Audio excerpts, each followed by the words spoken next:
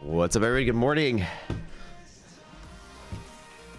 Friday morning, April 28th.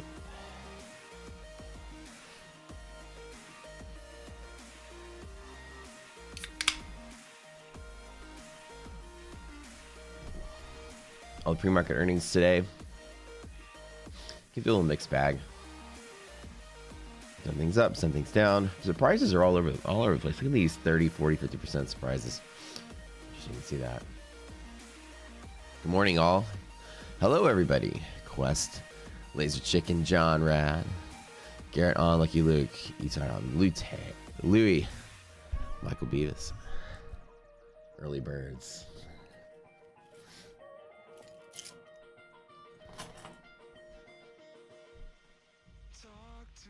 Let's see.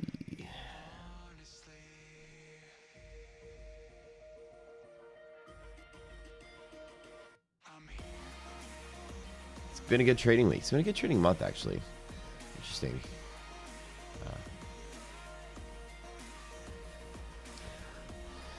Interesting market. Short squeeze is real. We see that trade yesterday. DD cannot lie. DD to DD band. It's a pretty good trade. I didn't trade all the way to the gap fill, but in any kind of market, especially bear market, I like to get in, get out, and decide if I want to play for the rest of the day. Yesterday wasn't one of those days. I'm sick with the cold, so decided to take it easy. Got it. All right. Quick look at the DD bands. All right, 1 second.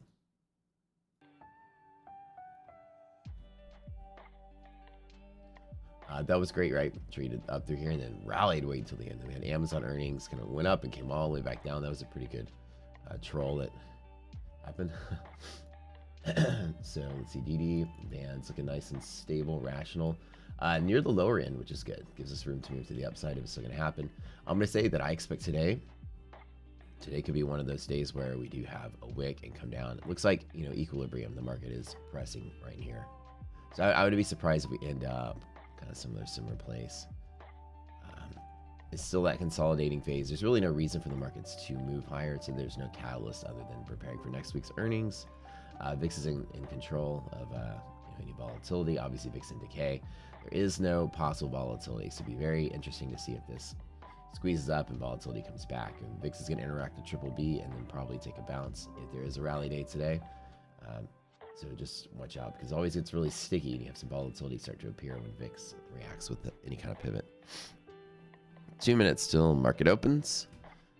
Love you guys. Hit that like button if you don't mind. It's a huge crowd here every morning. Y'all are the best.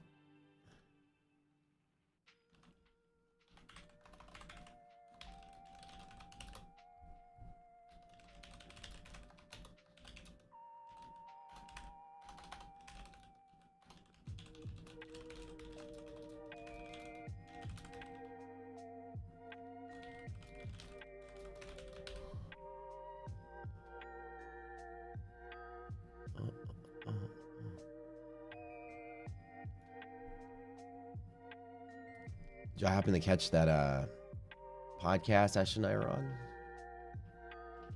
It was really fun. It was really well done. Like the quality was really good.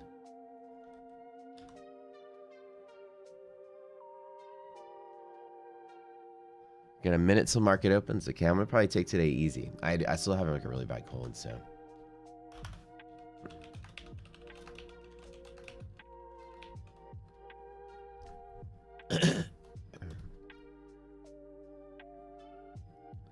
Hopefully it clears up before Monday's very important Disney World trip. Can't get more important than Disney World. What's that at?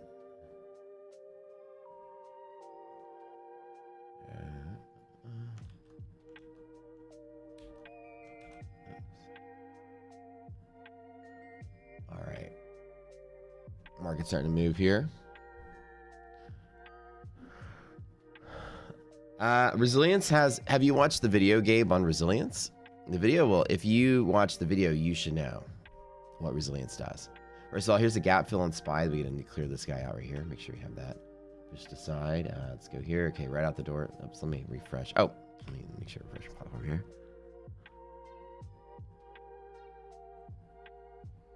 PMI consumer confidence today. Hopefully not attacked like chaos. Yep, it can be. So we gotta be careful there. Just keep in mind, resilience is only has. It is just around the redistribution zone that resilience matters.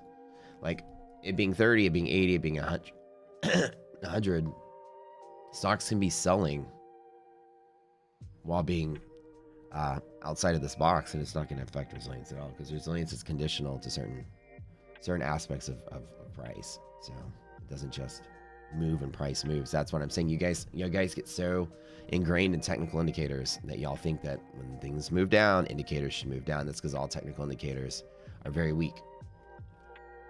They're all weak, and y'all see them. They all do the same thing. They move when price moves, and ours move when it needs to. Resilience was correct, right? So it stays where it is, and it doesn't matter if, like that particular instance, if stocks are going to the moon, if they're down here and trading up, resilience doesn't care about it. Resilience only cares about what's going on inside of here. You guys got it? Do y'all hear me? Hold on. Check. Oh, Abe, maybe turn up your volume. That helps. Ooh, I got a cold. Does everybody understand? Everybody, y'all understand that? Does that make sense? Stocks can be doing this. They could have, like, or actually, no, like an example, if the redistribution zone was like really big, and a stock gap down, you know, if the majority of the market cap, you know, was moving through here, that was obviously being a 30 is pretty strong. You still had a lot of stocks rallying, but they didn't press through that way. So it just has to do with the amount of stocks. Oh, whoa! How's it going? Oh, it hurt. It's just inside the toe. All right, let's take a look at analysis. SPY coming in through, bull long up, which is good to see with DD84, nice and strong here. This could be a long all the way to upper DD band. Let's put in some position there. Let me get my trader bait open. I do likey. Oh, this is an easy day. Okay. Let's put 5 on the table. That's looking pretty solid. Well, Raz is 15. No irrational signs. QQ hedge break. Let's double check. That's just not to the downside. QQ, don't hurt me. Don't hurt me. Let's go. Be cool, Q. Be cool, honey bunny. Oh, it is that hedge break to the downside, huh? Okay. A bear short up. Let's take a look at what possibilities are there on a bear short up. Let's look at everybody get your liquidity maps out. It's available in the Discord. Hedge to hedge in between the two. So hedge to, oh dear God, that's far. Okay. Well, hopefully we'll see who wins DD or hedge break, right? So hedge breaks tend to be more rigid, like as far as the rule goes, they're worse, right? Let's just take a small bet. Let's bet that this doesn't break and collapse.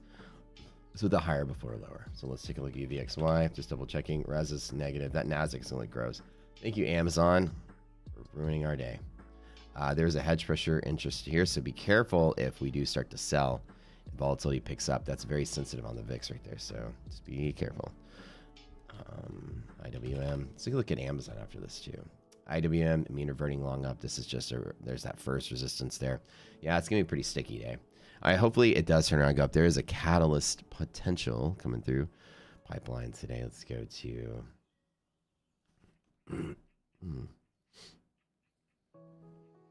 Chicago PMI in 10 minutes. Oh yeah, that's right. I probably shouldn't be in such a big position. This is gonna be a big deal, probably. Yeah, big-ish deal. The Michigan consumer sentiment numbers are probably gonna be a bigger mover. People they came in. I think the Michigan numbers came in as a strong beat last time. The market turned around and sold off, if I remember correctly. So we'll check that. Remember, it's an event or catalyst on the table. You gotta be aware of that. So let's be careful here. Yeah, it did come in about 60, give or take. Yeah, it was a beat. So that's not the one I was looking for. I'm looking for. Here it is.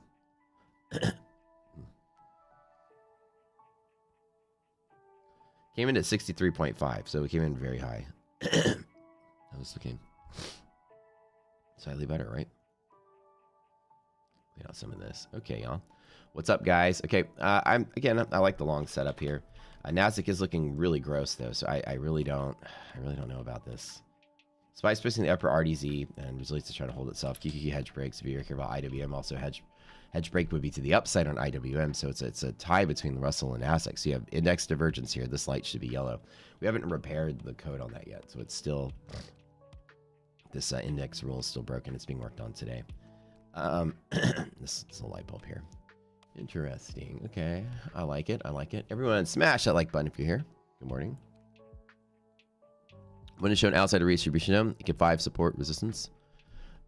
All resilience does is it is talking about what happens on that line, and this line. That's all resilience is. It's just pivoting. It's tiebreakers at these lines. That's it. And arbitrage, if you're on one side, and should be on the other.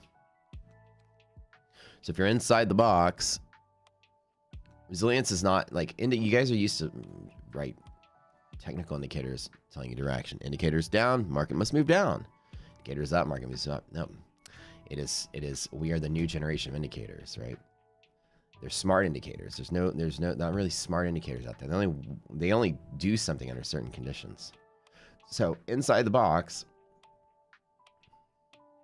if resilience is positive, you're going to start pivoting between these things like that. If you're down here, if resilience is negative and you're up here, you're going to start pivoting from here to there to there.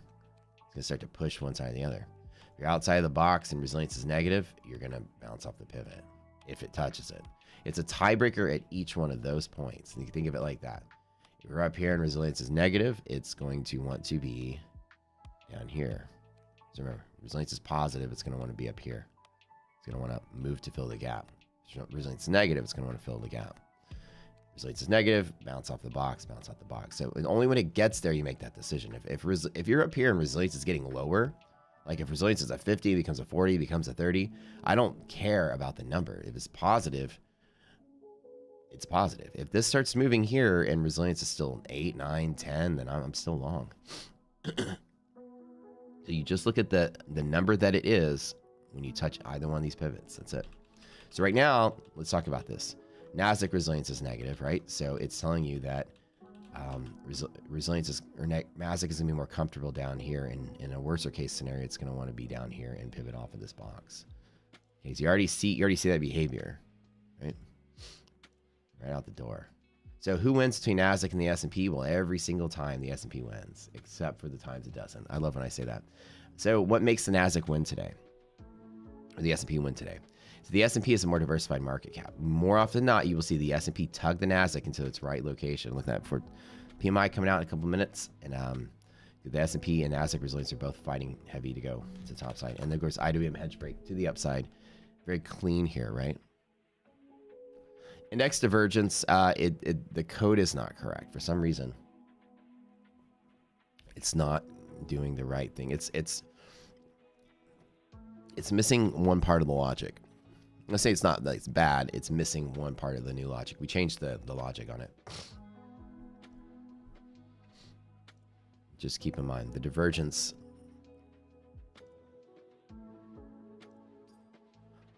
This should be red under these conditions. We had two different rules. We have a red rule and a yellow rule. So we're going to reprogram them.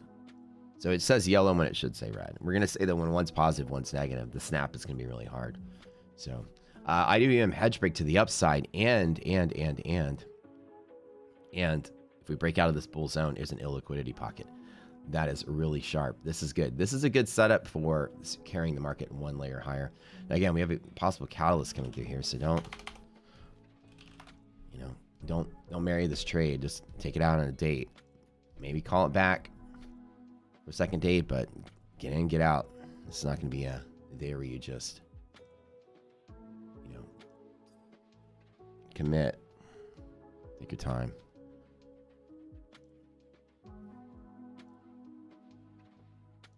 Okay, PMI in 4 minutes coming through.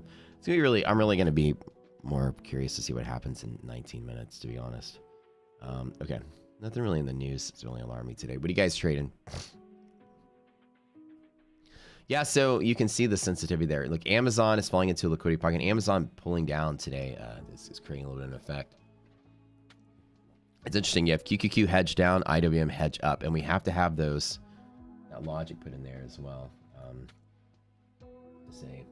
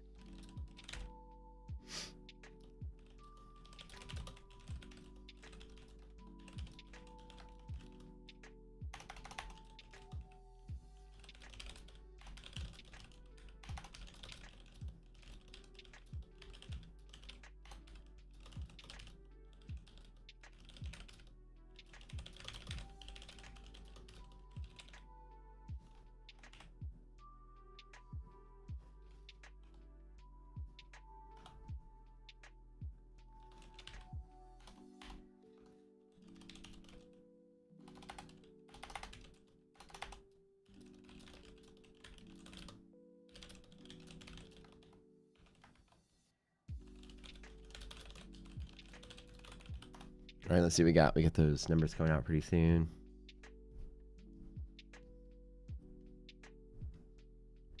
I probably shouldn't be putting a lot of risk on the table here because you have a possible catalyst coming through.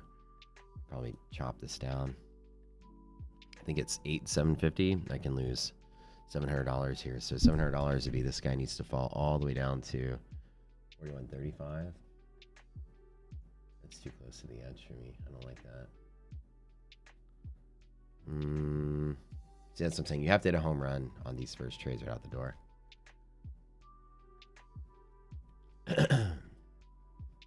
Nothing's gonna happen until these sentiment numbers come out. Actually, QQQ pulling back. Monthly hedge pressure is so low. Let's analyze monthly map while we're waiting. We got 2 minutes, anyways. I mean, honestly, what I do think is that we break out to highs. There is a gap to be filled on QQQ right here. We break out the highs and then we settle back in. So I want to see it. It's going to be a candle, I think, today. It's going to have a candle with wicks. It's a Friday. We have earnings still going on. Let's make sure that on SPY we do have all of our gap fills set up here. So that's it on SPY, huh? Okay, so SPY's the gap fill there. Let's look at IWM gap fill. I'm going to draw these things.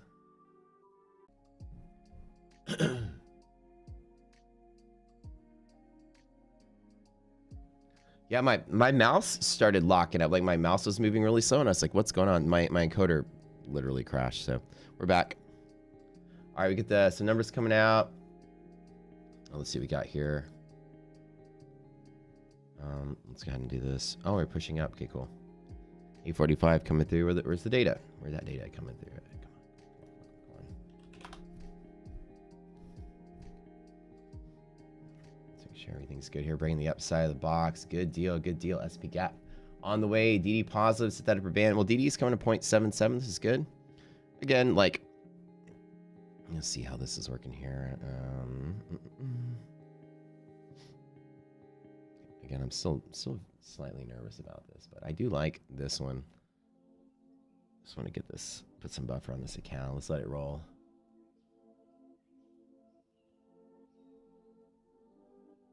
My main account, my 10K to 100K account has passed the 60K mark, so I'm way past the halfway point to getting to the 100K, which is really great. I think at the 100K mark, I'm going to change the focus on not just being futures, but what I'm going to do is I'm going to do some options as well. I do want to demonstrate options trading on the stream. So what I might do is another challenge just for fun on top of the 100K to million, which is I'm going to do with futures. But I'm going to do where I put money into an options account and have y'all pick the stock for me randomly somehow. You're going to pick like 5 tickers, right? And what I'll do is I'll trade those 5 tickers only. like whatever they are, and it'll maybe have a vote or a random pull or a random draw, and essentially I'll have 5 tickers I pick from, and it'll force me to be very cautious and analyze each ticker instead of just like easily finding a runner and jumping onto it. I'm gonna have to be subject to the mercy of randomness. If the thing looks bad, I'll trade it. I'll be cautious. If the thing looks good, I'll trade it good. So a cool challenge like that with real money would be fun.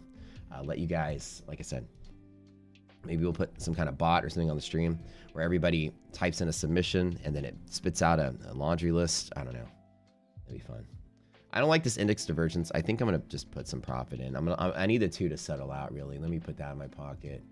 I do have close to about 2K in the 10K account as far as profit goes on that one. I'm still holding on to that one. Again, these things I need to be home runs to get out the door. I'm trading this really light and small.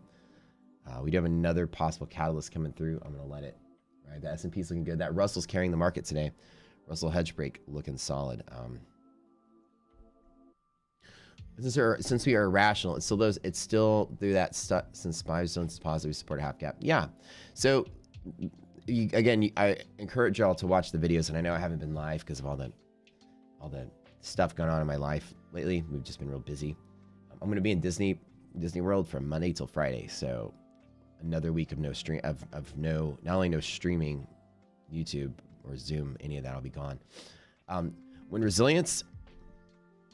you are irrational, resilience, you don't want to just let it pivot 0. We have some fat rules on it. You want it to be 10 and minus 10. You want to give it a little bit of fat instead of pivoting 0. So when it's irrational, you really want to be certain. So if it's hugging 0 and irrational, it's not bullish or bearish enough. It's like 2 or 3, don't think it's bullish. If it's rational, 1 is bullish enough for me to long. If it's irrational, I kind of want it to have a little bit of fat. So we have an arbitrary rule, 10% up or down, gives a little bit of fat. When irrational, DD, we do a similar thing, 60-40.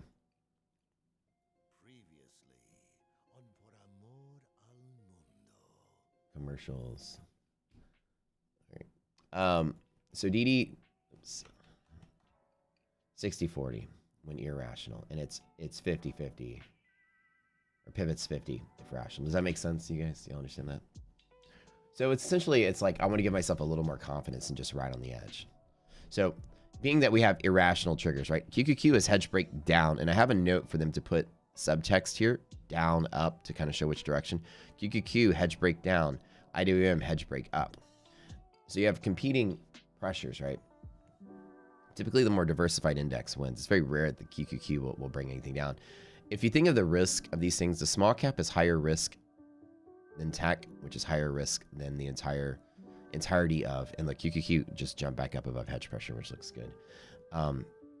SPY is more diversified, so it's more resilient to index catalysts specifically, because it has to affect all the sectors, and QQQ is completely immune to what's going on in the oil, financials, and things like that. Energy sector. So when you think about the way this is all set up, if IWM is looking great and QQQ is looking bad, you can think that IWM being the worst of the 3, this is a better sign than that being this good sign is a better sign than that bad sign. Like, okay, QQQ is looking bad, but the small caps are rallying. All right, that's a bigger deal.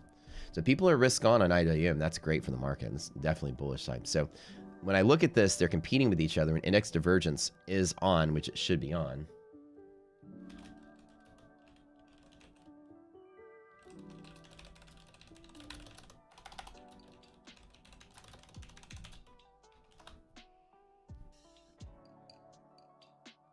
All right, so I'll show you guys the project list we're doing today. I want to see what the scope is like.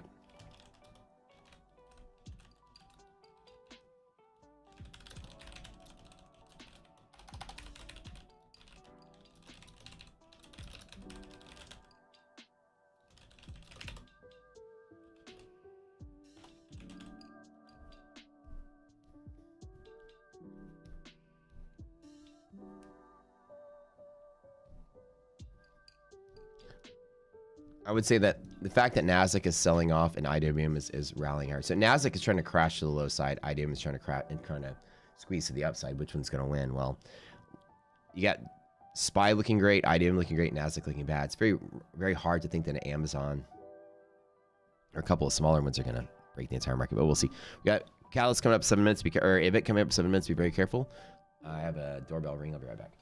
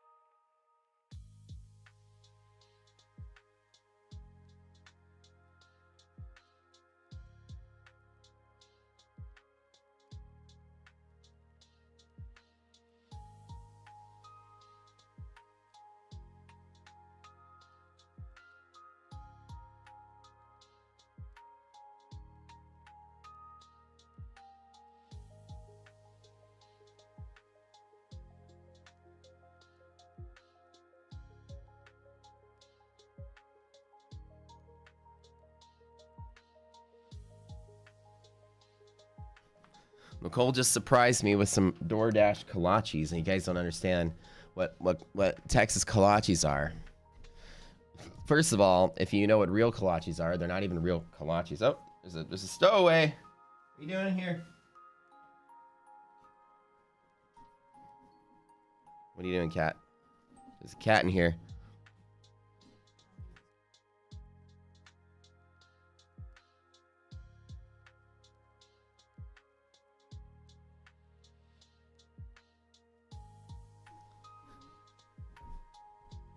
My 10K account, I'm still holding. Yeah, I take more risk in that account because I have to be very careful with this because I don't want to blow it. I need a really good sign, and I have all irrational, have competing signals here. Simba boy. These crazy cats. What I'm waiting for is like a nice rational golden day where I can just hit this hard with some minis and let it go. The fact that it's a possible event, possible catalyst, I just took some profit and got out of the way because I realized that it's 1,000. You know, I'm right at the starting point. I really haven't lifted off on this account. Everything looking strong for another run up. Yeah, so I'm in a moderate sized position on my 10K account for sure. It's up about 2 grand, so, and I like that. I like the gap fill potential to the top. Everything's looking great. Again, I think what we're gonna do is we're gonna hit these bands, and I think we're gonna sell right back off at the top. I don't think this is gonna be a breakout day today, but we'll have to see. The monthly maps are really strong across the board. I do like it. Okay, so let's piece it out. If you guys are questions, did I take any position today? Yeah, I did. I took a scalp long to go in. I'm still long on my 10K account from here to here. I'm looking at that resistance is really nice. As long as resilience stays positive, we're looking good here. Now be careful because this index divergence could be a problem. We need to see these resiliences both be positive, which is a really good sign, to see if the S&P can pull that NASDAQ up. So what I'm going to do is I'm going to make a little scanner. And I'm going to go through here and I'm going to look at HG break up. So I can find which stocks are breaking through half gap to the upside. Give me those.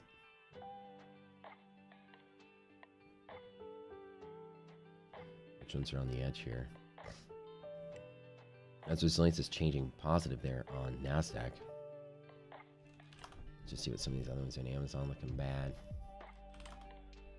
Apple. There it is.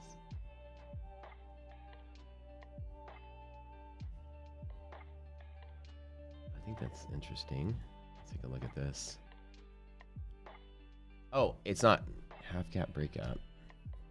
Oh, that's why. Okay, I'm curious that Apple doesn't show up on the list because it opened above half gap and stayed above. Oh, we need a different, because I'm wondering why Apple didn't show up. Like, what stock broke through just now?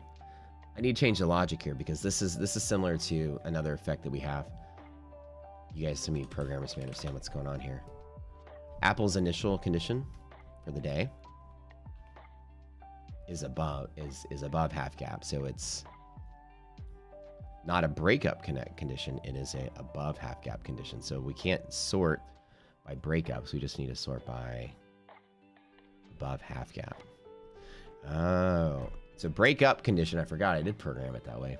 It has to do with the initial condition only to look for that. Okay. Not just if it's breaking above. So we need to have a combination of both of them. With an OR operator. Oh. Like just now broke up. Like if it's below and breaks up. It's like the condition needs to be below and now it's above. Then it just, the last condition is that it's broken up. Not the initial condition. Is he at 60K? Yeah, I'm at 60K. I've made 500% on the 10K account. I will be at 100K by the end of next week or 2 weeks, 3 weeks from here. If I continue to have some lucky days. Like I'm gonna go for some big hitting days if I get some good breakouts. Oh yeah. Yep, I'll give you an overview of the map. So let me think of how I want to do this. Distance to half cap. I want to add like a filter on this. Does anybody understand what I'm rambling on about right here? Like why Apple wasn't showing up on the list? Because it's initial state. While it has broken up, like I want to see a list of the ones breaking up, but Apple's initial condition was already above it, so it doesn't consider it a breakup. It'll show up on a breakdown list, but not a breakup list. So got to figure out how I want to display this. Oh, we got a minute until an event comes through. Everybody keep your eyes peeled here.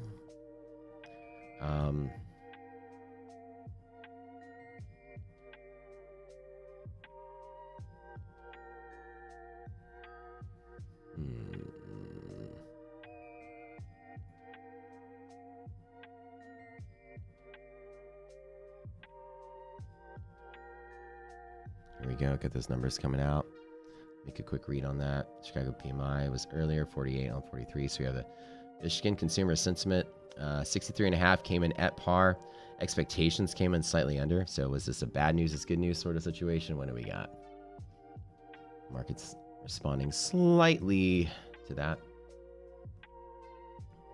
Could be just noise. I'm watching some of these.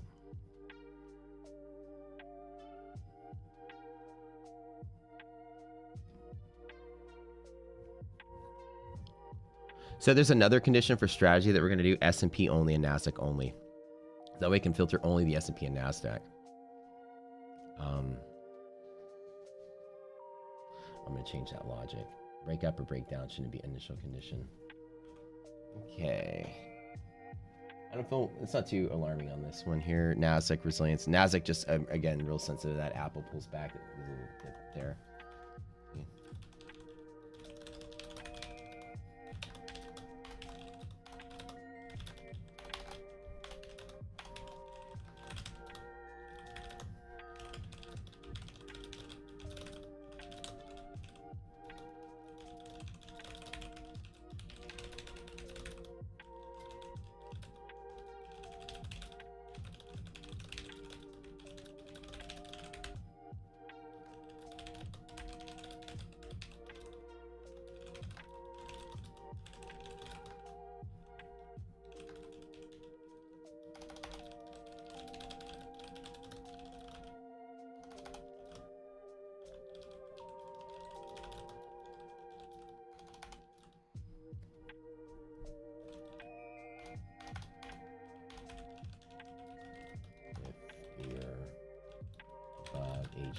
Despite opening state,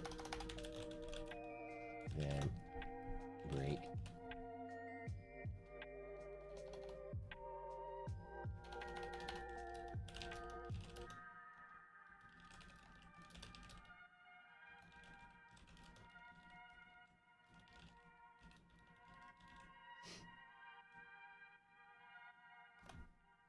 Okay, so I'm going to change the logic of that half gap breakup.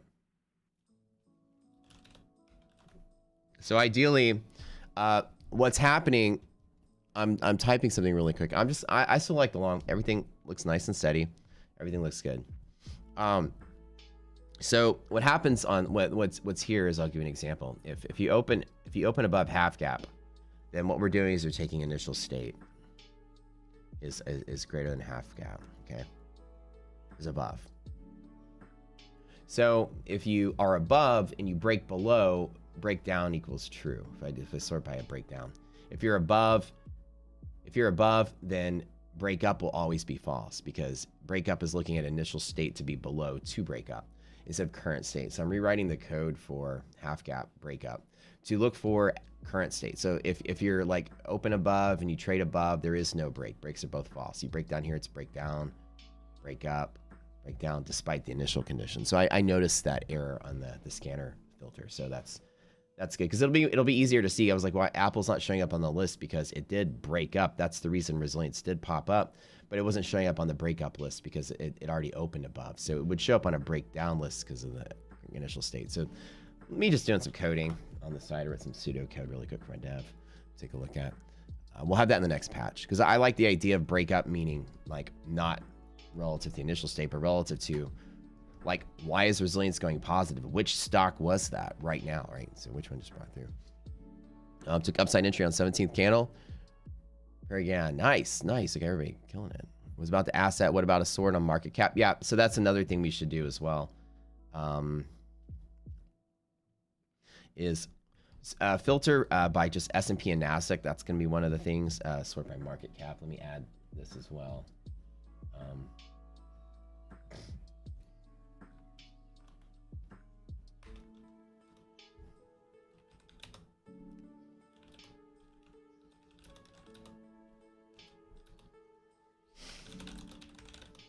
Also be a parameter.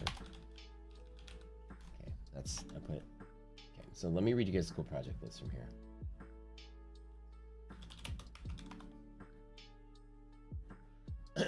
All right, we're just hanging tight. I'm trading up to upper DD band. Everybody knows the rules. One trade a day.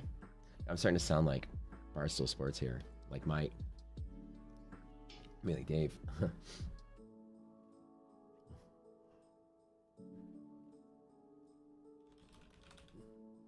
Everyone knows the rules. Sometimes, because I was a Dream Theater fan, I sometimes say Mike, because he was Mike Portnoy was the drummer for Dream Theater. Dave is the CEO of Barstool. Two 80s bro names from like 80s movies, leading men. Mike, Dave, Brad, Matt. Oh, I have an 80s name. No, I have an 80s leading man name. I was the one great trade. I'll give this one an 8.8. This one's great. Not too greasy. It's good. It's got a good crunch on the crust. One trade. I'm up 3,000 on the 10K account. I do like it going straight up to upper DD band on SPY. Looks really good. That's actually, this is not where that should be. That's way up here. So the gap fill is pretty appropriate. I'd say if I trade it right to the gap fill, I'm okay there. I'm in 5 contracts. Let me trim the bulk of this just really quick, because I have to go actually in about 30 minutes and run to the bank. So let me put, let's see. No, I'm not gonna trim. This looks good.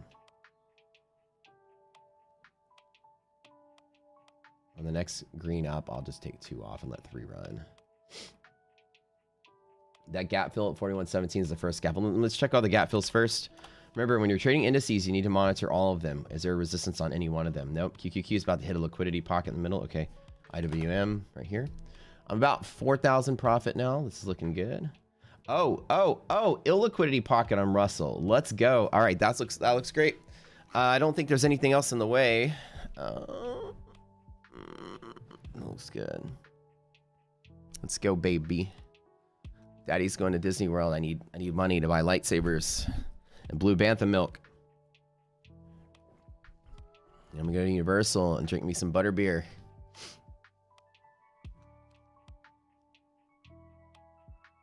Is there a reason for not taking the same trade? I do take the same trade. I just don't take the same magnitude of a trade. I don't gamble on this account. You're watching a pro in action, my friend.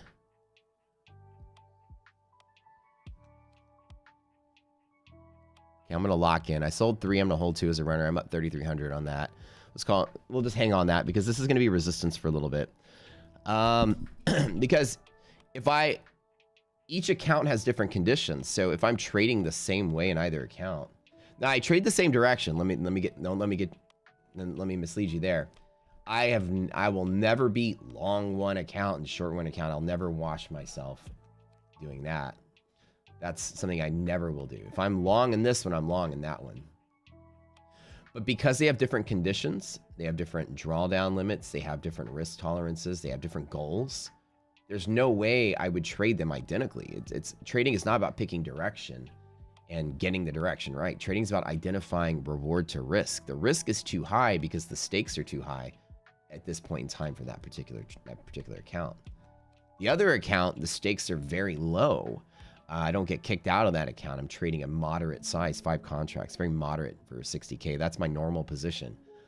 I can't trade a lot here because the rule of this account is very different.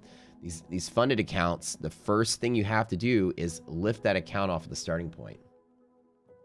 While I am somewhat confident here, I have to make sure that my first trade has to be a home run. So for these accounts, I'm just playing around with small, very small, very, very small, because it's $1,000 from burning out. I mean, it's right on the edge, right? These static accounts don't have a lot to lose. You can't lose a lot. So I wait and wait and wait, and I want to get like a good BLU with good DD, no light bulbs turned on, good resilience, and I want to hit a pivot and trade it hard. And I'll hit this with 5 minis right out the door for the home run. Right, this is below 150. It's right on. I've been bouncing around 149 to 151 for like 2 weeks because we haven't had a clean bull setup. The trick with these accounts is it only takes 5 days to earn them. I earned 2 of them, right?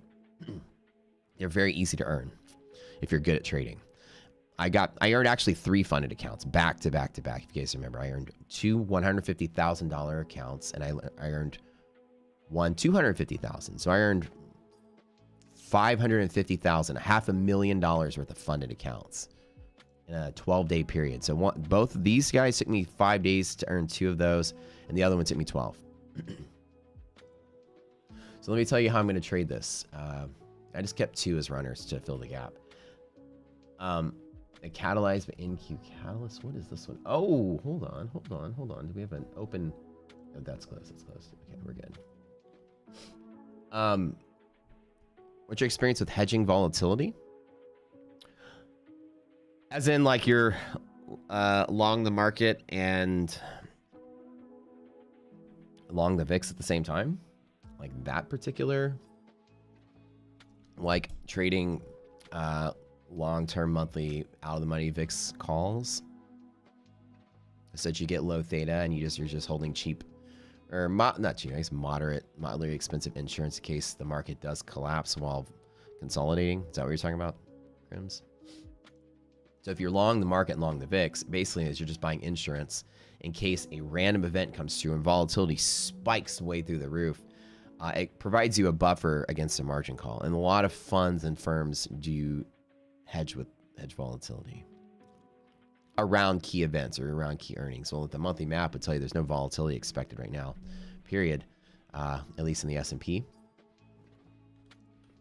right? So, like I would try to utilize information that I do know, like is the market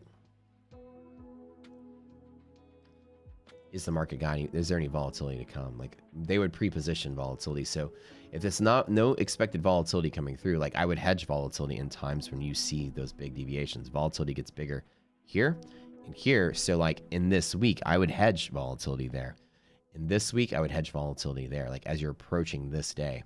So the idea is that a monthly map can help you make a decision on when the market can or isn't going to be volatile. There's no volatility expected in the S&P. Look at this, 394 to 4. What is this? 394 to 403.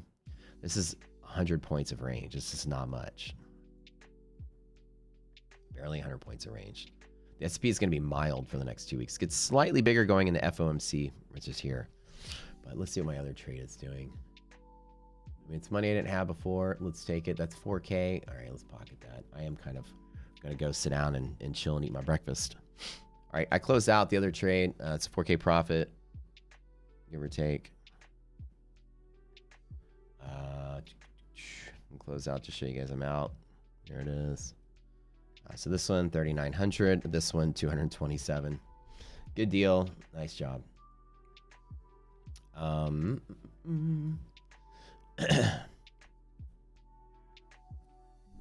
The banking crisis is a nice little payout. Oh, hell yeah, Brandon. That's actually pretty smart.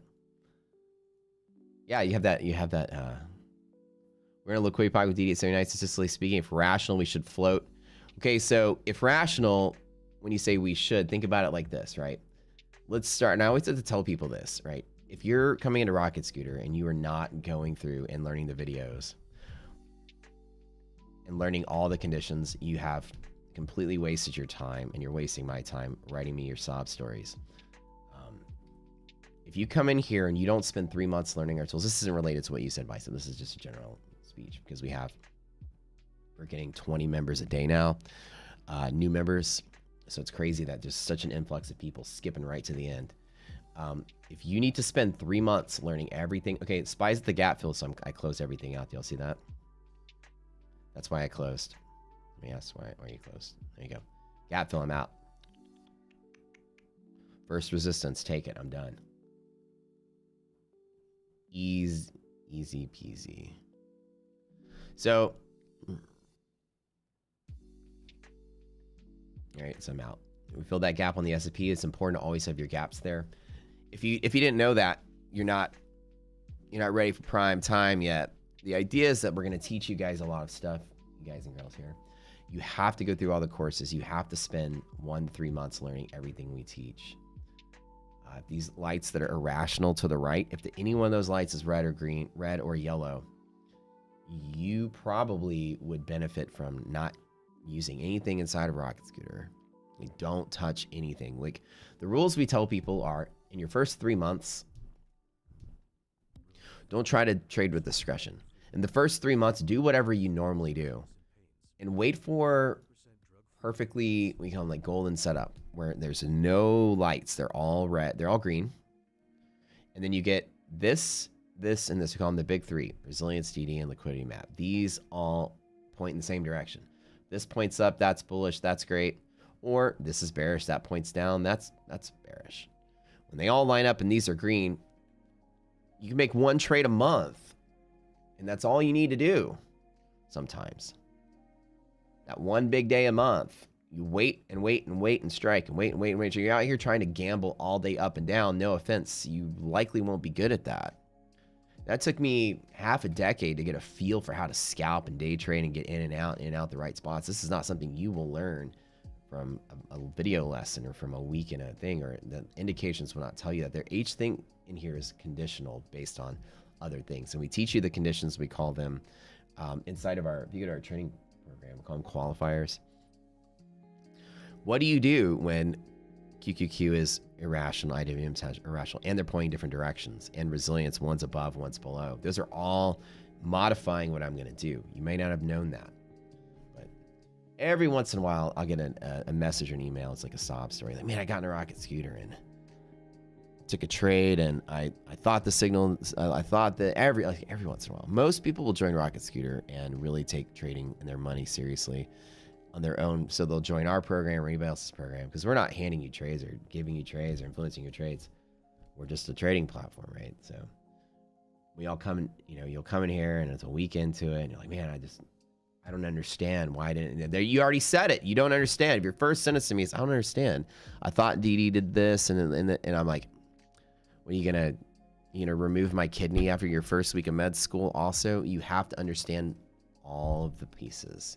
There's everything that we do here. There's a lot of things to learn. And so you have to be careful. Conditional. Resilience is not just positive or negative. When rational, it is. When irrational, we have we need 10 points of buffer to give itself some feels there. DD is 60-40 when irrational signals are there. It's 50-50 when they're not. Everything has a condition, right? If the hedge break is to the upside, I'm very, very, very confident to want to trade. When hedge breaks to the downside, I personally don't trade to the downside. Even though we teach you, you're more than welcome to short all to your heart's content. So there's also that thing that Matt sometimes doesn't do all the available options, because I like to trade as little as possible. That's the trick to doing this for a living, is trade as little as possible. Get in, get out, take the easy profit. Now everybody right now is like, oh, should I long this? Should I? Not y'all, but like everyone on Twitter or wherever, should I long this? Should I short this? I'm already out, money in my pocket and ready to go eat my kolaches. But the idea is that there's some trades I just don't take. I don't, even though these are really great trades, I hate shorting unless it's off of monthly hedge pressure. Very rarely will ever see me take those legs of a trade. I very rarely will short a BSD. I usually sit out on BSDs. I never touch them. But these are all really strong trades. I just don't like shorting. I think shorting is hard to manage and it's a longer commitment of time. And shorting is a violent, crazy crap move. I like to have nice, smooth, clean, no volatile moves. So I personally, you'll very rarely ever see me short the market. Is it weird? It's a bear market and I'm up 500% and I've only pushed the long button 98% of days in this year. Isn't that crazy, right? You didn't know that you can long more, you can long just as successfully in a bear market than shorting. Well, that's 13 years of wisdom piled up into one sentence for you. There are more green days in a bear market than there are red days, and that's every bear market since the history and the beginning of the stock market. That's a cool trick too. And so there's a lot of things you can understand. The bear market doesn't just mean short because fundamentals are bad. There's a lot you have to learn. And I tell you guys, just be patient and have patience with what we teach. We're going to teach you a lot of cool stuff. Somebody asked, you know, why are you trading slightly different in this account than another account? And it's not different. It's different amount with different risk and different tolerance of risk. I'm in this one smaller and out sooner because my confidence isn't there, and there's a rule that I have. So every time I'm doing anything, I have to have rules. So just make sure you spend like a good. We made it $35 a month so that you can spend 3 months here for literally $105, so that you don't go in and recklessly blow tens of thousands of dollars trading crummy indicators from random people. Literally spend 3 months just watching. When it's irrational, don't apply rocket scooter to your day until you understand the discretionary part. And we teach that towards the end in the trade plan section. Trade plan module 4. We say in the first 3 months, if there's any irrational rules, you sit out. You sit out. I don't care how great you think you are, how good you did after COVID. Don't give a shit. You sit out. Train yourself to sit out. You know why? Because if you sit out when you don't like the market, you dislodge yourself from forcing trades and gambling. And you train yourself the most important skill set. You guys ready? Grab a little sticky note and pen and paper. Write this down really quick. Whatever you want to do. And stick it to your computer.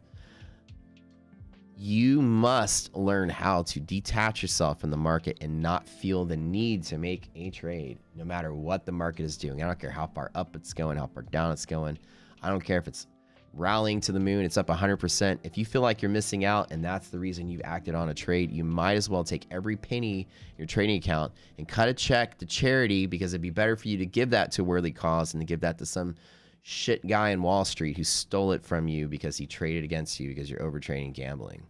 So the idea is that you have to understand when you don't like the way the market looks and your plan isn't solid from the start, you can sit out and be comfortable sitting out. You know why? Because if you can't do that before you've lost any dollars, then the minute you do lose a trade, you won't be comfortable. You can't be comfortable sitting out if you've already taken a loss. You can't comfortably sit out before you've taken any loss at all. There's no way you're going to be able to pull the plug after your first loss. You're going to be able to fold and sit out. You're going to fold. You're going to sit there and sweat. You're going to sit there and cry. You're going to sit there and stare at your bank account and wonder how you're going to pay your bills this month. And you're going to make more dumber decisions on top of the first loss. You got to practice sitting out when there's no risk on the table and your emotional capital hasn't been depleted. That's number one rule in trading. If you can't pull the plug at the start of the day and say, I'm taking the day off, you'll never be able to control yourself after you've taken a loss. You'll be the person that spirals out of control after your first loss, your first big loss, and you will blow your account up by making cascading bad decisions out of desperation and gambling habits. The first thing we do is try to train you to this logic. Our program, the first week, grills you on that particular thing. When it's irrational and you don't sit out and you come to me with the sob story, I have to be a good, I'm sorry to hear that. And in my head, I just roll my eyes. I'm like, well, what do you expect? You pulled the chainsaw, the box, saw 5 or 6 buttons. You randomly pushed one, and then all of a sudden you cut your arm off.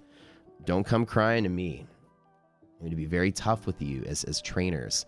The idea is that your boot camp is boot camp. It's really shock you and get you prepared for battle. You know what this battle is in Wall Street?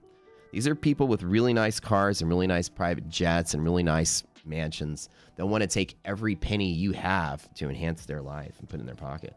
They don't care about you. There's just the shark eat guppy world. And so you're trading against a merciless environment that doesn't care how much damage it'll cost your family. You come in here and start pushing buttons and want to do what I do for a living without putting in 10 years of hard work. So that's a little audacious for you to have that mentality, right? You have to pay your dues, and you have to take it slow, and you have to take it seriously. You're getting a PhD in markets just like you're going through med school to be a surgeon. You have to get really, really, really familiar with every little detail to be successful. So you're like, okay, that's a big commitment. Then I don't know if that's me. And we say, okay, well then no, actually just lower your standards.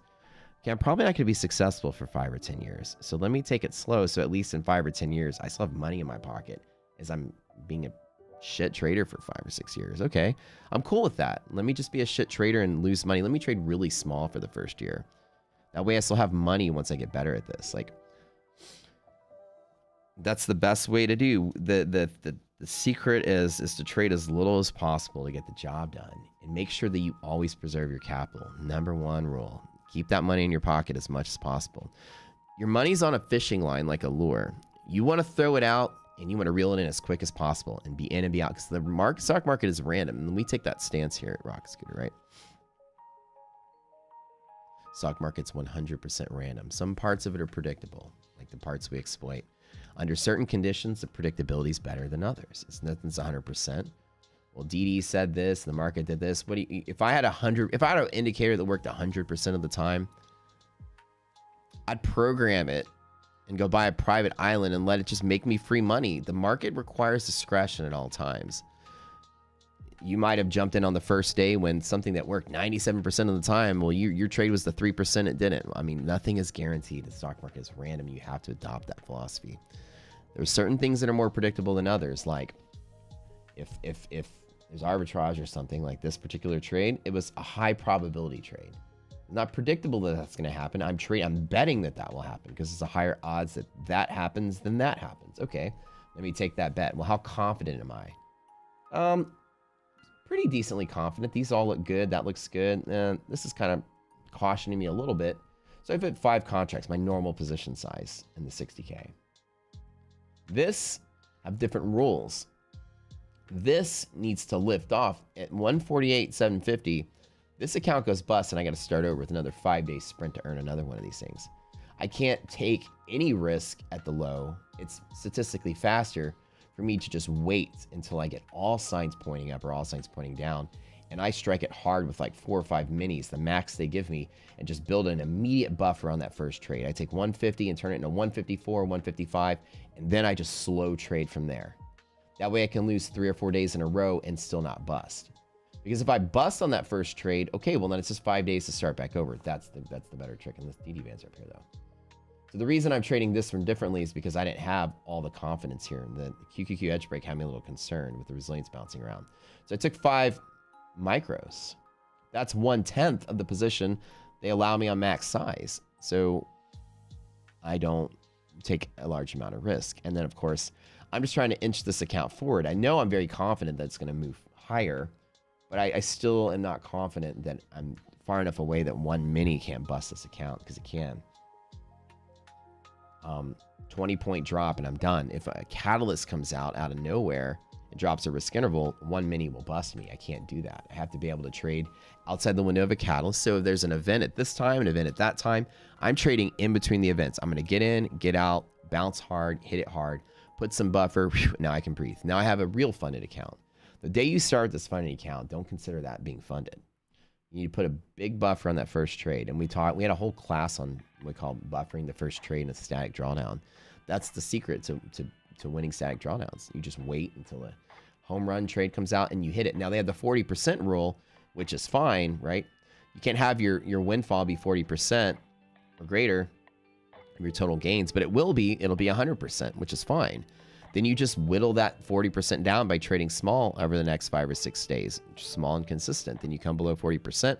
There's your 10K. You're in and out in a couple weeks, and then you now have 10K to see a real funded account that's your own. And you trade with that, build it to 100. That's the whole process here. So love you guys. So very much make sure that when you're trading, you join Rocket Scooter, you're learning our program.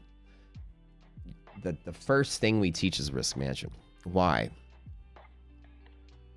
Because Most folks are just at the mercy of trying to use the market for some kind of reason other than finding opportunities in the market. If it gives you one, take it.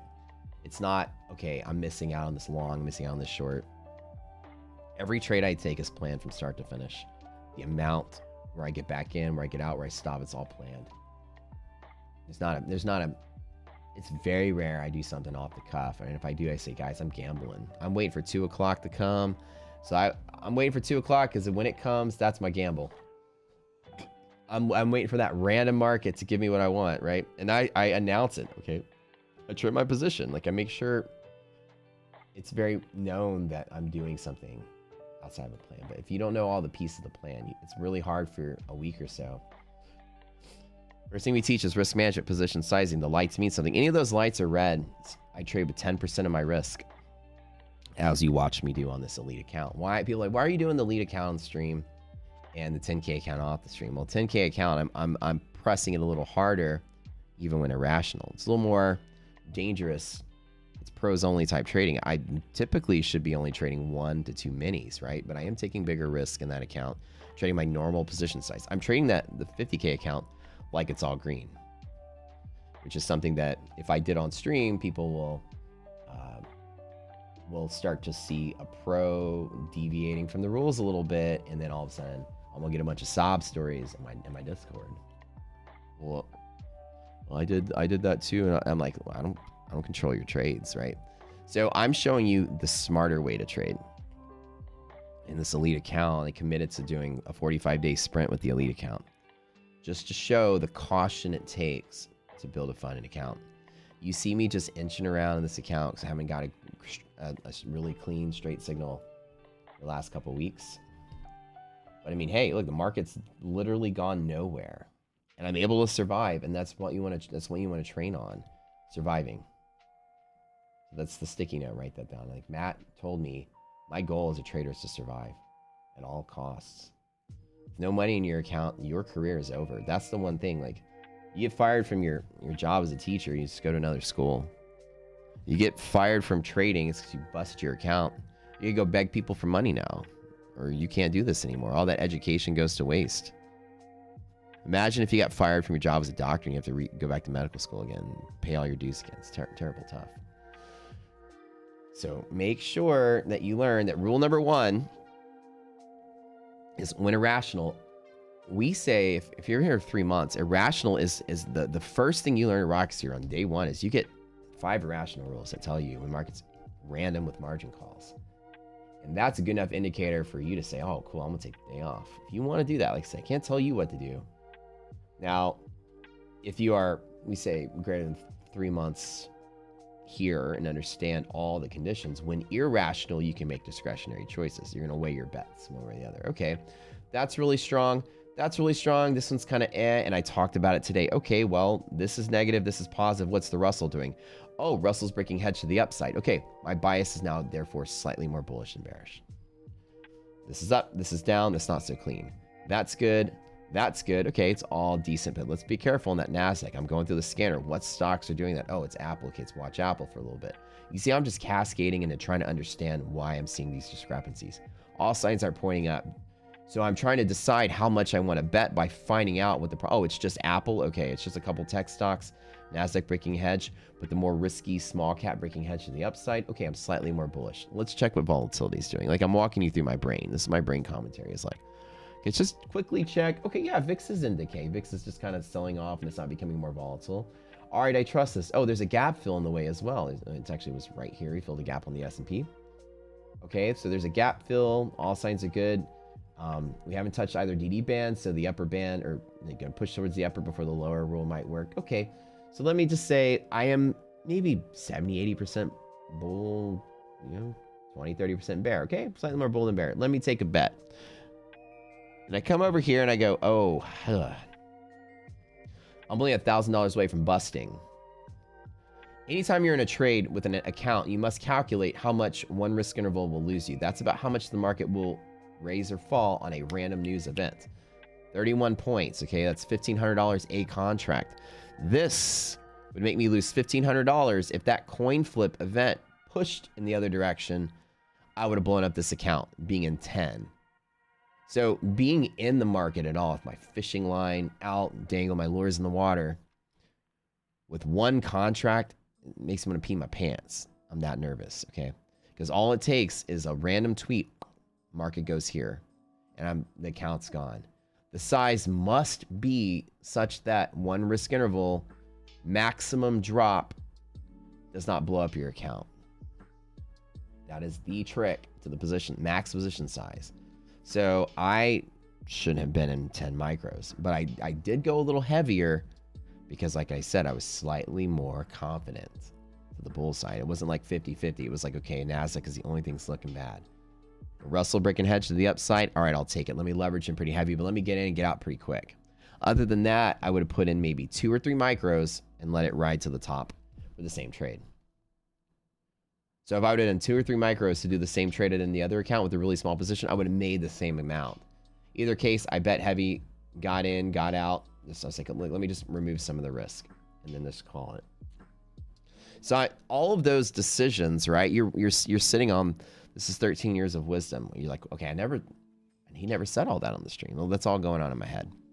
I'm weighing odds. Like, what are the odds of this? What are the odds of that? I'm not just, the indicator points up, let me long the market and sit on it and get 50 ticks and call it a day. Like, that's newbie trading. I'm always thinking about my odds of success. That's all I care about. What are the odds? Are they changing? Oh, there's a condition that changes. How do I feel about it?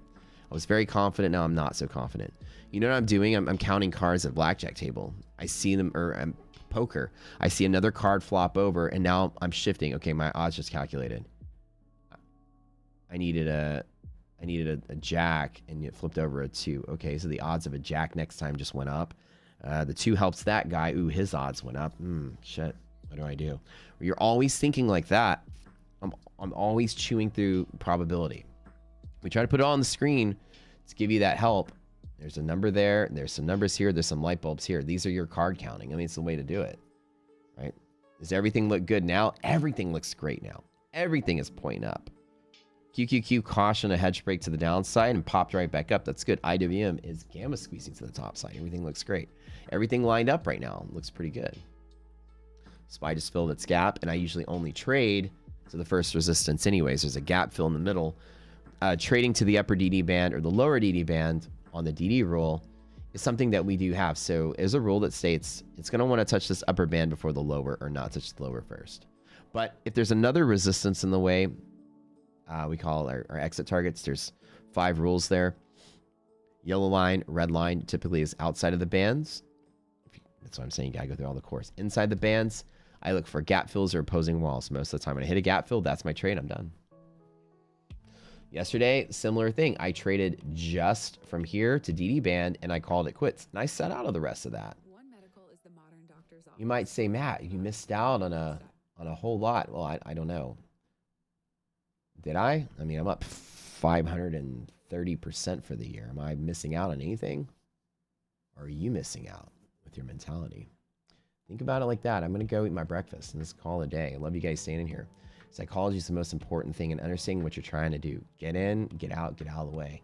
It's the best way to trade a bear market. Bull markets, market sentiment was great and everything was nice and bullish. I trade differently. I would get in, I would trade to that DD band, and I would hold a runner to let it keep going. In bull markets all the time, golden setups all the time, no earnings all the time.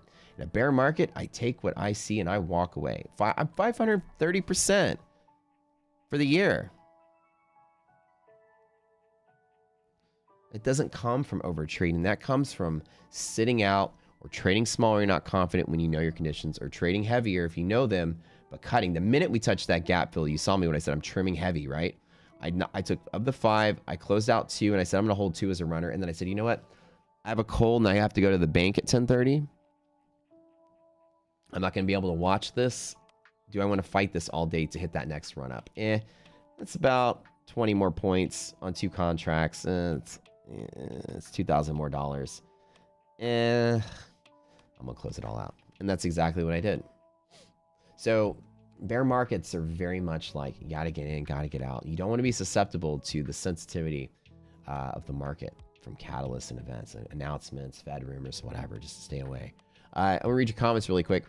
Checking out Now Love, signing up today. Ted, thanks for tuning in, man. Everyone should be alive for Matt Strat's program is the best around. You guys are too kind. What is your biggest loss and how are your emotions when you started trading? My biggest loss? Oh gosh, my biggest gain and biggest loss were both 6 figures in a single day. They've been big, different times. Bigger, my big account. I have a big account. You guys will never see. Oh, look, I'm glad I got out of this. I have a scenario for you if the VIX breaks down irrationally. So how are my emotions? My emotions are at that time were pretty good. It just comes down to the size of the bet, and it's not like it was an emotional hurdle. When my worst emotional hurdle. If you listen to the Trading Camp podcast, I talk about my folding towel story. When I lost my shit, I lost my marbles. I went temporarily crazy for a little bit, lost my mind, and I basically was like, it was my first 5-figure loss, and it was literally year 1 of trading. I threw money at the market's going up. I bought bank stocks. I thought I was a genius. But, oh, they're bailing banks out. Well, bank stocks should go up, and then they were going up, and I throw money, they'd go up, and I was using technicals, divergence, this and that. Oh, technicals going up, okay, it's long, and long, made all this money, then in one day I'd lose it all. Lose a month's worth of work. Because that's what most of y'all probably did in 2021. Your market's going up, can't lose. Can't pick a loser, and all of a sudden market's coming down, you're struggling, right? That was me in 2010. I'm like COVID trader from 2010. I did the same thing. Stock market crashed, lost my job. Let me take a hands day trading thing. I'm good at math. I could figure out. I could beat all these knuckleheads in Wall Street. They sound like idiots.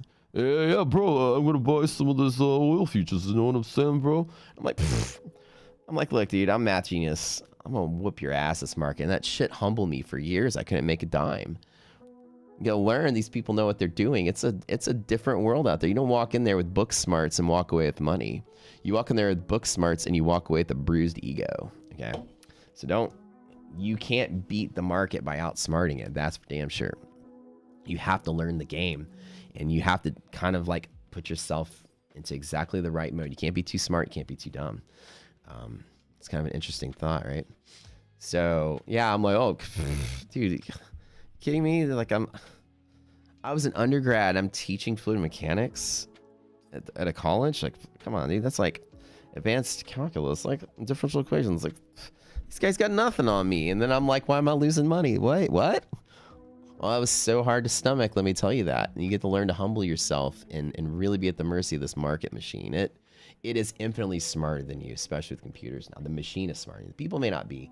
The machine is. And the people that do well in this have figured out how to navigate this machine that's designed to put your money from your pocket to their pocket. Okay? That's how it works. So, the folding towel strategy or the folding towel story is my very first five-figure loss, 10K plus. Like, I was making money, you know. I didn't put a lot in when I got started. But I was making money, and then it went down to like 3, then it went down to 4, then it went down to 5, and I started going like I was getting nervous. I didn't have any rules at all. Like, this day I realized I knew nothing about markets. The year 1 of trading, I knew absolutely nothing. I was like, I thought I knew something, and I have no idea what I'm doing. That's like, and I woke up the next day realizing that. I didn't wake up the next day thinking, okay, I had a bad day. I literally woke up the next day on fire. I convinced myself I have no idea what I'm doing. I need to figure something out. And that set the course of me creating ways to trade for myself that made sense. And then, 13 years later, here we are. So the folding towels was that I was like, well, I'm waiting for the trade to turn around. Maybe the market will turn around, hopefully. So let me just do some laundry. And I went and did some laundry, took all the towels, set them up, set on the floor, set cross-legged, fold the towels one at a time, nice and perfect, iron out all the creases, take as long as I can because I got to wait this trade out. Fold all the towels, and I look up, 3K, lose 4K, lose 5K, 6K, and I'm like starting to sweat a little bit. And so then I go wash more clothes and then fold them, and then go wash everything I have and fold it. I'm literally like got stacks of folded clothes on the floor, and I'm sitting behind it at this point because I'm like hiding behind it like it's a fortress made out of bricks, like I'm shielding myself from them. I'm peeking over the top, like really scared, like that meme with like George Clooney peeking over the bushes. That was me, and I'm like looking over the towels, and I'm like peeking over, and I pull back like I don't want to see this. I wanted to see it. I didn't want to see it. It was a train wreck. I didn't want to face it. And I'm just hyperventilating, freaking out. Then I started like trying to keep myself busy as it goes to 7, 8, 9, 10K, and hands are trembling. Then I start like knocking the towels over so that I can refold them to keep myself busy, because I didn't know how to handle, my ego couldn't stand that massive deluge of humility dealt to me. I didn't know how to handle that. I've never been a loser in my life. What I didn't understand, I couldn't handle it. I just literally, it's like folding towels and then knocking them over and folding them, knocking over. What? Like just doing, like, what a stupid thing, right? You don't know what happens to you when you have your first serving of humble pie. You know what I'm saying? So thank God it was only like 10K or whatever, but that could be you and the money you just inherited from, you know, the hard work of your grandfather. And then all of a sudden it's all gone first day, and you didn't know better. Right? We all been there. We all been there. And so the point is that when I woke up the next day, it wasn't like, all right, whatever, I'm going to get it back.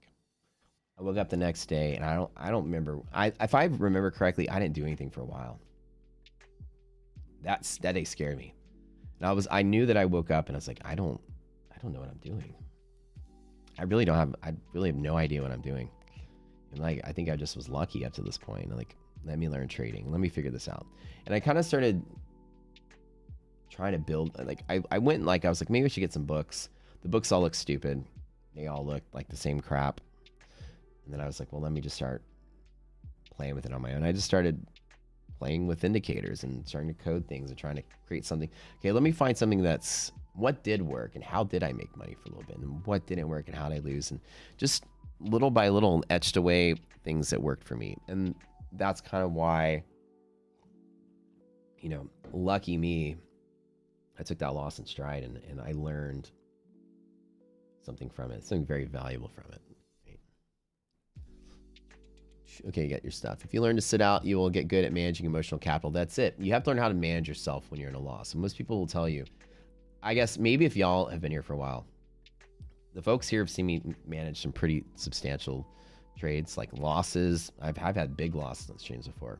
What most people say is that when I'm upside down or when I'm trading, you'll notice something really interesting about my personality. And people say that they used to call me, in the old DTP days, my nickname was the Iceman. That's what they all called me. There's some guy kept calling me Iceman. Everyone started calling me Iceman. And it was because when I was under fire, I was cool as ice. That's what they said. You never lost your cool, Matt. Your temperament never changed. You just got quieter because you're more focused. And that's it. Like I don't feel emotional pain anymore when I'm losing. I don't think I've felt my hands get sweaty in 5 years. I have that shit under control. Now I'm focused and quiet. I may be like joking around a lot less or goofing off much less, or I might not be talking. I'll have my mic muted. Right? But the idea is that I'm not freaking out because I know why I'm losing and I know how far I'm willing to lose before I pull the plug. And that only comes from rehearsal, from practicing. You have to practice knowing all your conditions. Where am I in? Where am I out? How much am I willing to lose? How much can it fall before I blow up? How much can it fall if I hit my risk tolerance? Like all those things are like going through my head. I'm focused so I can pay attention to that. I never feel extraordinarily happy. You see, when I make a trade, like I know like YouTubers and streamers like to get up and jump up down, slam their hands on the table. That's right, let's fucking go. Yeah, woo. Like I don't feel elated when I make money. This is a job. I just did my job well. I closed the button and I'm done. Like I said, I made 4K, guys. I'm gonna call it a day. You don't hear me get excited when I win. You don't hear me get traumatized when I lose. I got that shit on lockdown, and you will too. Practice, practice, practice, practice, practice. Emotions. You see what I'm saying? You never thought of that. You're like, Matt keeps his cool when he loses. Well, Matt doesn't celebrate big when he wins. I don't jump up and down and start smacking my hands on the table either. Right? Because I don't let emotions control my day. I just had a good day. Well, this worked. Yeah, 4K. So what? I can lose 4K tomorrow. I don't think of it as like, okay, it's just numbers to me. And it takes years and years and years. So when I say when you join Rocket Scooter, spend 3 months learning that when we train you, irrational trains you to sit out. It's training you to dislodge yourself emotionally so you don't have a towel story like I did. So you don't come in your first 2 or 3 days and, oh, there's the guy on the stream. I'm watching what he did. I'm going to Copy what I did. First of all, I don't copy what I do. I'm the pro doing something, and you may not understand what's going on in my head and why. Don't ever copy someone's trades. That's stupid. If you do, just be very careful.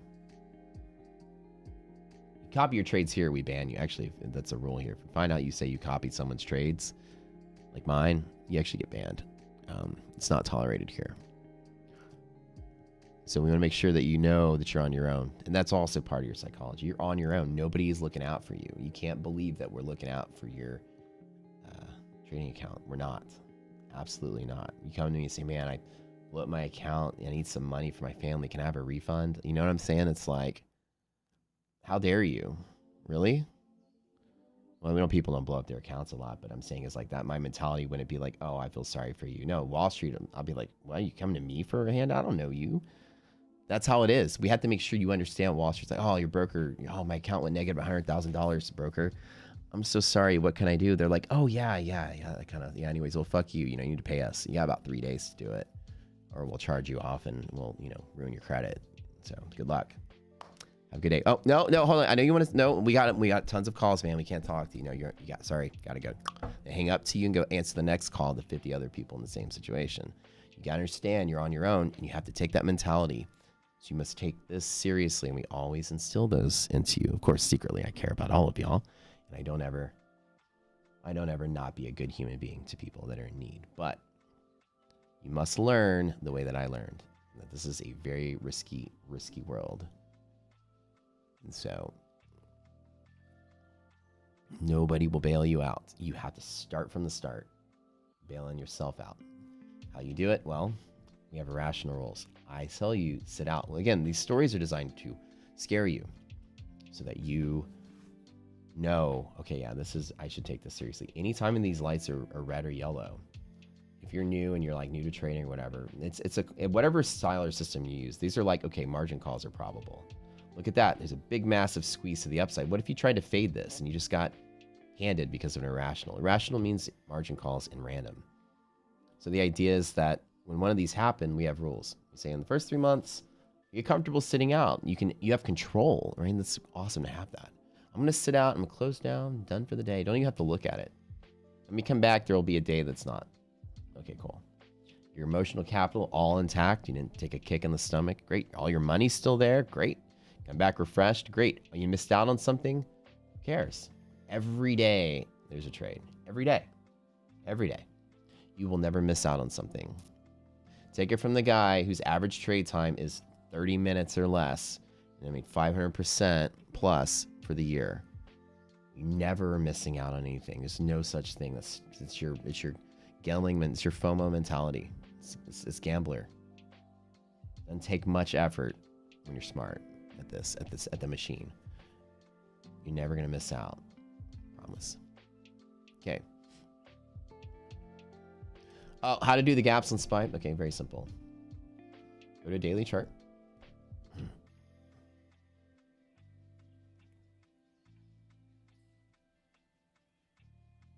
And you look for opens and closes that haven't been filled. Let's close this down. Right here. Oops. You see that? You see that, buddy? Baron? There's a Travis, like there's lots of golf courses out there. Yeah, like literally do something fun. Do something to take your mind off of it. We even created social clubs in Rocket Scooters Discord so that you and your friends can get together, do something different. We get together every Friday and play Halo Infinite, by the way. If you guys play Halo or you're on Steam, give me a message. So a lot of Rocket Scooter folks get together and we play Halo just when we're done trading. It keeps your mind off of the market. It keeps you doing something else. You want to be competitive and gambling and take some risk. Well, go do it in a video game. Like, there's folks here, they get together and play online poker. There's a book club here. We have a music club here. Do something, find some friends. And y'all, it's like a support group. Like, do something that's not trading if it doesn't look good for you. You see this, Baron? Right here? Open, close, that's the close price right here. So I mark all the close prices or at each particular day that looks like it hasn't been filled. I'm just good at doing them quickly. Like this one intercepts this wick here, so that one's been filled. This one just got filled, so it's close. See here? Here's a close. Actually, I probably should mark that one.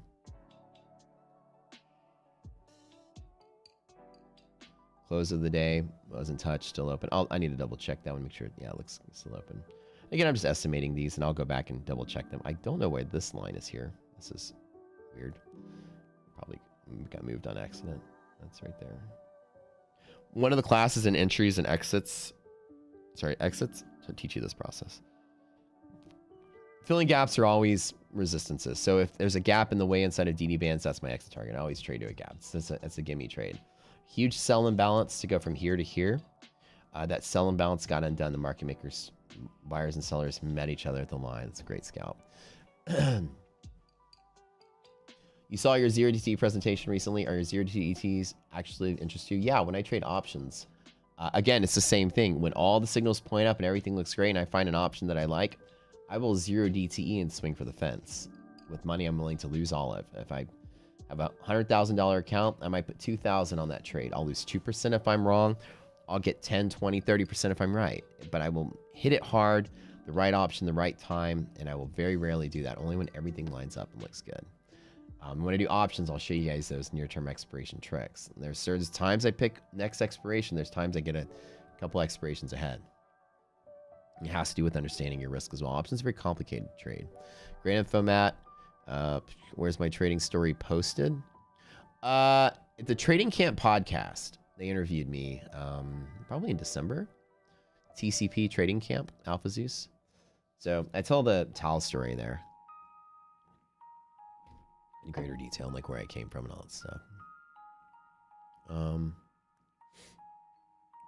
You only have 3K to trade with altogether if you lost. Well, make sure that you understand that the rule of thumb is this. Your trading account has a certain value that you don't want to go below. For most of you, it's 0, right? In elite trader funding, it's 148,750. Okay.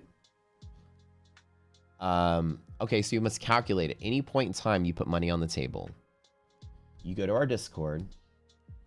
This is your rule of thumb. Now, you should have other rules to stop out before this, but you need a ripcord. You start off with a ripcord of giving yourself a static number that you're comfortable losing. I only want to lose 10%, and I'm comfortable with that. How do you know? Well, you're the only one that knows. How much of a loss can you take before you feel like you're going to throw up from the stress? That's only something you'll know. If you're like, you know what? I get a paycheck and I got $5,000 extra every month. I'm going to just risk $5,000 a month and I'm cool with it. I'll get it again if I lose it all. That's you, and that's perfect. That works for you. If you're like, I've only got $5,000 to my name, it took me 10 years to get it. Well, imagine yourself getting in a car wreck. Well, not getting hurt, but imagine you wrecking your car. And now you got to fork out some money to repair it. What's the amount of that surprise attack that you'd have to pay out that you would feel that gut sinking sensation? $1,000 of that? Oh God, that's like 2 years worth of work. How much of that will emotionally affect you? And that's your ripcord. And think of it like that. How hard is it for you to accumulate that money to where you're finally feeling senses of discomfort? There's your ripcord. Oh shit, and that's about 20%. So it might be 3%. It doesn't matter. How much are you willing to lose before you feel emotionally stressed? That's your ripcord. That's exactly how you plan it for yourself. And I can't tell you what that is. You don't want to be in a place where in the middle of a trade, you start feeling nauseous or sweaty or nervous because you're going to throw out your rules and start acting instinctually. Your fight or flight kicks in. I tell you, guys got to go talk to sound trading psychologists. Sean and these psychology seminars that we do, it talks about this stuff. There are real genuine tricks that you can do to trick your own psychology. This is one of them. Simulate, like I say, a car wreck. It's a surprise attack, which is just like a catalyst that goes against you. How much would that fee, how much would you have to repair to where you would be, oh God, that sucks. Like it would tell you and your heart would sink, right? That's your ripcord. Now, a second ripcord before that is you go to our Discord, and it's the lesser of the two. And if you don't know, that's fine. You're going to go to the bots and indicators. You can go to something called risk interval. Okay. A risk interval is going to give you a number. And risk interval is the amount at which the futures in the market, and I use the S&P as my guide. So the risk interval is 31 points, which means that has to do with the DD bands, how much futures will deviate from the anticipated open in the market, as well as how much the market tends to move on an event. If you watch events and a catalyst happens, right? Catalyst is one risk interval move from the start of the event. Almost every single time, big events like Fed or CPI, markets will immediately run one direction and stall before it continues to move. That stall point is typically a risk interval. We know that, which means that a surprise attack is going to drop you 31 points. Therefore, you can calculate how much your surprise attack is going to cost you. 31 points, you do the quick math, is roughly $500 every 10. So 31 is about $1,500 a contract. Okay. So I know if a surprise attack comes against me, I'm going to lose $1,500. Oh crap, that'll blow me up. That's below my 0 point, which is 148,750 because I'm only 1,000 away. You may say, I have $5,000 and I'm okay losing 20%. Okay, so you're okay losing 1,000. Therefore, on a 30-point drop, you only want 7 micros because it adds up to right about 28 times or whatever. You're going to do the calculation to find out how much you can lose for $1,000 on 30 points. 500 every 10, right?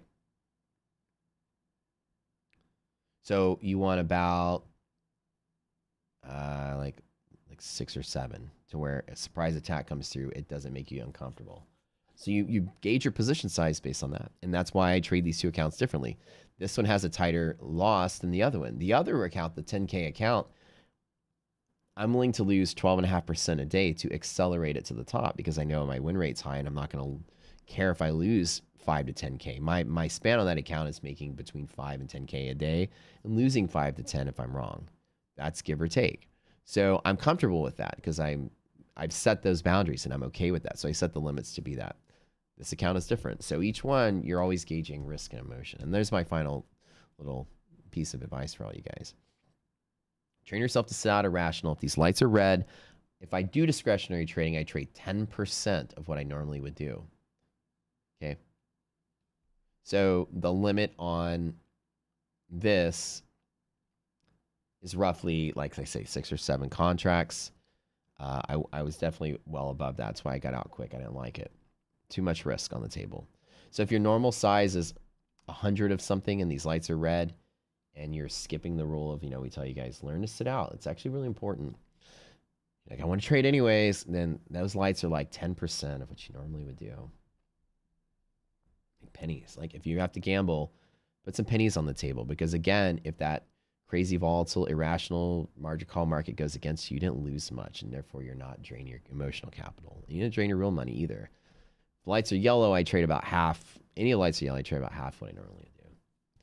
So again, we say like, first 3 months, don't try to be super discretionary. Just learn that you have some like a huge batch of what we call sit out rules that are great to teach you how to emotionally trade markets and detach yourself from the market. That's the most important skill. Not jumping in and trying to make money, surviving. I'm glad I got out when I did, huh? Looks good. Okay. Just that's like what the program is like. So you guys are an extended trial. You're going to learn that the program is a lot like that. What rabbit hole you go down that helped you? I started coding indicators. That's the first thing I did. I was always a programmer since I was a kid. It was a hobby of mine. I found out that you can export live data from Thinkorswim and then start coding tools in Excel to kind of like look for. And the first thing I started exploring was indicators. Again, all the books I read or whatever, they all use indicators.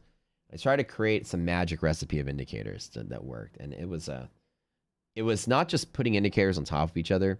It was trying to cleverly anticipate. So I was using calculus. An example was, so if you learn proportional PID controllers, so you learn that in engineering school. So I wasn't using like moving averages crossing over as a signal. What I would actually did was, one of the first things I wrote was, and 2 moving averages were going like this, right? And what I would do was I wrote something that would actually curve fit. So it'd have an equation, whatever it was, right? That's actually MXOC, but like, you had some kind of function, f of x, and then like z is equal to g of x. I had 2 functions here. Like what I would do is in real time, I would create parameters to create polynomial and exponential regression. So I would create the trend lines for these. So essentially I would plot 2 averages crossing over and I would create an equation over a period of time. And I would take the first derivative and second derivative of those equations to find the slope and the acceleration. And I would forecast how far in time they'd cross over if things continue that way. And I try to get the signal ahead of time. And I would do a little calculus to try to beef up my indicators, right? And so the idea was I was doing stuff like that to try to be clever. I was like, let me use my math skills to, okay, they're about to cross over. You know, will they cross over if the trajectory is maintained? Is there a period where they do? Oh, they do cross over. Okay, cool. That's an early signal. So I was trying to create early signals before we created really good early signals, right? And again, this is a crap effort to begin with, but it's really clever to take that path because I was trying to get ahead already of what status quo was. That's where I kind of started. And I started experimenting with different tools, and I found out that when I started playing with volume, those are the only ones that really provide any like consistency. VWAPs and volume profiles were ones that actually were good for being somewhat repeatable, but within limits. And then I just started playing and playing and playing, and then I done, you know, the risk interval, which is part of DD bands, the first thing I ever truly created that was substantially consistent, which is, again, that 31 points that I just told you sets my position size. It's something I created like, 8 years ago, and then that's been a staple. It's something we still use to this day. And then once I found something that worked, and I didn't find something, it was actually a pretty neat journey on how risk interval was created. I found something. I found a legitimate exploit. That's what it is. When you see those DD bands, how sharp they are, it's exactly a testament to how cool that risk interval is. And I use it for everything. It's such a cool number.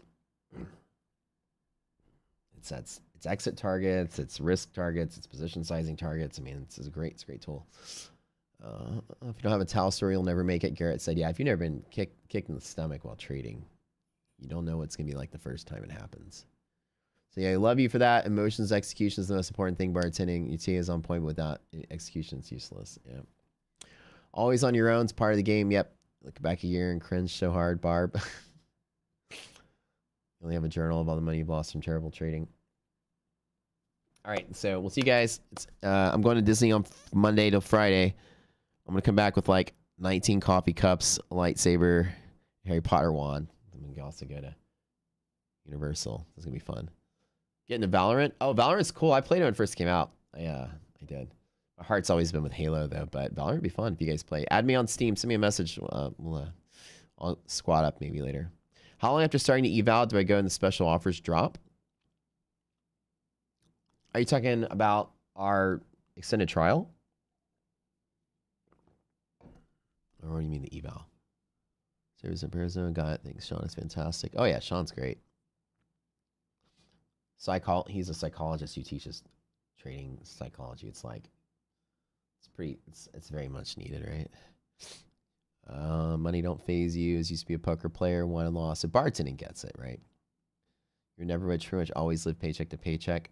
I mean, well, people, the misconception that traders are going to sit here and trade yourself tens, hundreds of millions of dollars day trading. There's a limit to how much you can scale a day trading account. I will tell you that right now. One of the things that it's funny, and like people like to poke at gurus, and I do too for the same reason. Like, if you have something that works, why don't you just sit there and buy a private island? Day traders don't make enough money to buy a private island. Day traders can scrape out a couple million a year for sure. You can only trade a certain amount in any one go before you start having the market see you doing that. And you'll start to see some different mechanics. When you start trading lot sizes of 100 or more, like bigger than the bid and ask on the S&P, you will start feeling like the market's taking notice of you and trading against you a little bit. And the market tends to push harder against you. You can change the market once you get big enough. And so you have to trade enough to where you can just sneak in and sneak out.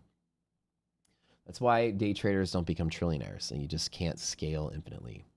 The way traders scale is they likely go start a hedge fund. You trade with bigger money and diversify and trade multiple things, not just 10,000 S&P contracts as a day trader. You can't do that. You go and trade 10,000 contracts, you're going to change the direction of the market. There's a limit to where you start changing the market. And so the misconception of what trading is like, you're trading for a salary, and if you can make 1 to 2 million a year on an average year, you're a great day trader, on the best day traders there are. If you're making 5 mil or 10 mil in a great year, like you have a really killer year, yeah, that's normal. You lose 3 or 4 in a really bad year, yeah. So just imagine, right? The misconception of, you know, you're gonna be a day trader, go get a private island. It's, you don't make private island money. You make a really good paycheck, probably a better paycheck you'll ever make than doing anything else. But you're not making $40, $50 million a year unless you are managing money that's not yours. Faux show. So it's you got to think of it like a job too, like a paycheck job as well. Extended trials, $35. How long does the special offers drop? You won't miss them. I can't tell you how long. It depends. There's a math equation, like everything here, that will determine based on when you signed up. But trust me when I say you won't miss it. The offer is the best. The first one you see, it's the best one. Okay, I'm out. You can't really scale poker the same way because the higher limits are usually better players too, so the competition is stronger. And I guess Bart's saying it's a great way to think about it. The stakes are higher. Again, your competition's bigger. If you trade 5 to 10 lots, you're trading against another day trader that's at your skill level. You start trading hundreds, you got one investment bank trader who's managing $50, $100 million portfolio that took the other side of your trade with better tools than you. And that's exactly what causes that. You nailed it. What's up, Fuki? You want to say bye to everybody? You want to say bye to everybody? Barb's ears perked up. Barb's cats just lifted their ears, right? All right. I had to go meet my breakfast. Love you guys. Head over to the Discord. We'll see you guys on maybe I'll chime in and maybe do some meetings or something at night or whatever, but maybe not. Depends. You have a great weekend. We love you. We'll see you later.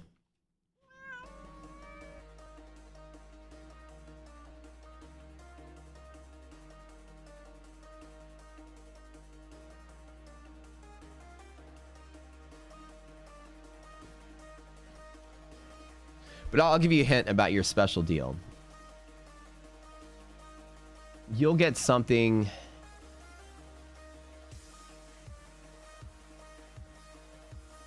soon-ish on the magnitude of weeks, not months. So I'm going to Disney World Monday through Friday. I'll be gone Monday through Friday. So no live streams. Maybe get Ashton will do it or somebody else will do it. We'll see. Or if somebody here wants to do a live stream, you're more than welcome to step up and fill in the void. Let me know.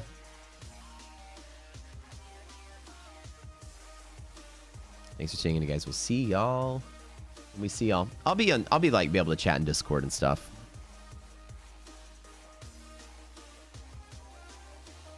All right, we'll see y'all later.